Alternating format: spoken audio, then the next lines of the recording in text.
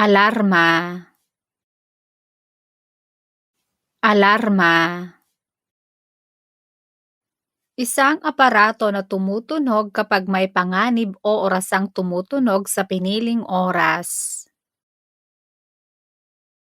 这个单词是个名词，它的意思是警报、闹钟或者是警报铃。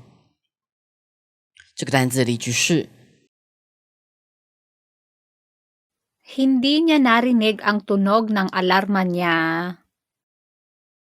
Hindi niya narinig ang tunog ng alarma niya.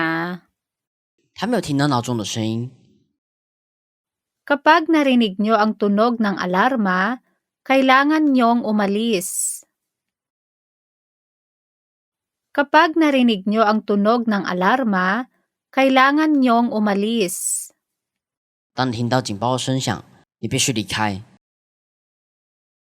Nakarinig sila ng alarma sa gwardya. Nakarinig sila ng alarma sa gwardya. 他们听到了警卫的警报。 Hindi tumunog ang alarma ng ambulansya. Hindi tumunog ang alarma ng ambulansya. 救护车的警报没有响起。 Wala akong alam sa nangyari dahil hindi ko narinig ang alarma. Wala akong alam sa nangyari dahil hindi ko narinig ang alarma. 我不知道发生什么事情了，因为我没有听到警报。 Kailangan niyang bumili ulit ng orasang may alarma dahil nasira yung dati. Kailangan niyang bumili ulit ng orasang may alarma dahil nasira yung dati. 他不得不再买一个闹钟，因为旧的坏掉了。 Na-late akong gumising dahil hindi tumunog ang alarma. Na-late akong gumising dahil hindi tumunog ang alarma. 晚起床，因为闹钟没有响。